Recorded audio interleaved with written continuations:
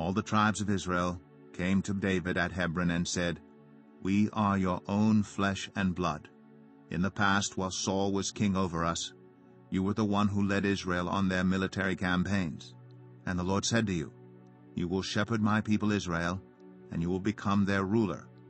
When all the elders of Israel had come to King David at Hebron, the king made a covenant with them at Hebron before the Lord, and they anointed David king over Israel. David was 30 years old when he became king, and he reigned 40 years. In Hebron he reigned over Judah 7 years and 6 months, and in Jerusalem he reigned over all Israel and Judah 33 years. The king and his men marched to Jerusalem to attack the Jebusites who lived there. The Jebusites said to David, "You will not get in here.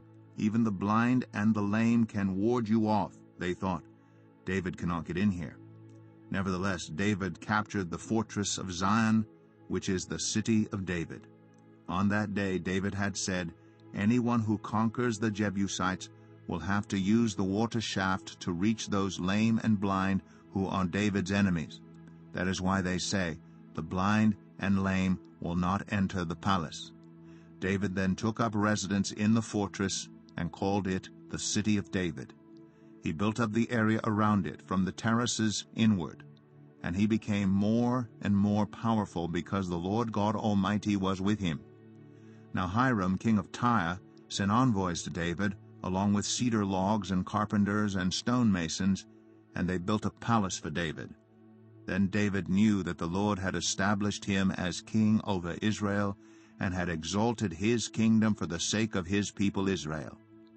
After he left Hebron, David took more concubines and wives in Jerusalem, and more sons and daughters were born to him. These are the names of the children born to him there: Shammua, Shobab, Nathan, Solomon, Ibhar, Elishua, Nepheg, Japhia, Elishama, Eliada, and Eliphalet.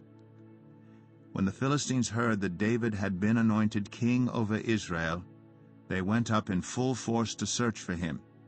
But David heard about it and went down to the stronghold.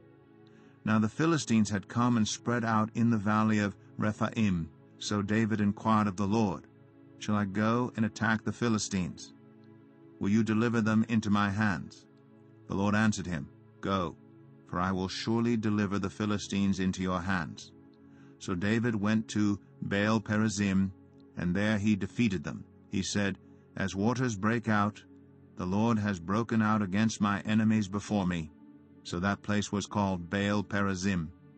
The Philistines abandoned their idols there, and David and his men carried them off. Once more the Philistines came up and spread out in the valley of Rephaim.